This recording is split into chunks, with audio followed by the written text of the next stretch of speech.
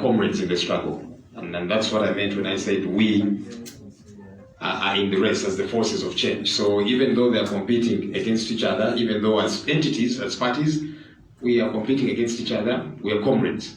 We are forces of change. And so we thought that there's a couple of things that we can coalesce around, but there's things that we can be able to do together. So as our principals are going to address you, there's 3 critical issues that we want to dwell on as the different forces of change. One, we want to, and they'll make the clarion call, want to together encourage Ugandans to turn out in large numbers like never before on 14th of January to vote. That's one of the reasons that we are here together as the forces of change. We are saying, let's unite, let's together in unison rally Ugandans to come out and vote in large numbers like never before. And that's step number 1, because each of us has got a part to play. So not everybody can be Chagulanyi or General Muntu or Honorable Amuriat, but Ugandans out there have votes, and so we want them to participate in this, and that is 1.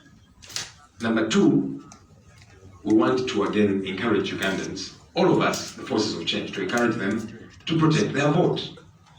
It's one thing to cast their ballot, but it's very important that they do everything possible to protect their vote. These 3 gentlemen are not able to do it on their own. They have done what they've been able to do. They have awakened the country, they have rallied people, but they're saying all of us should be able to participate in this. Go out and vote. Number 1, 2, do everything possible, everything legally provided for, to protect your vote. But also, they are going to be making a commitment to do joint protection of the vote. So yes, rally Ugandans to come out and vote, Ugandans do everything possible to protect their vote, but also the 3 gentlemen, the 3 principals are going to make a commitment to each with the entities that they lead, jointly protect the votes that Ugandans are going to cast for us, and they will elucidate a bit on that.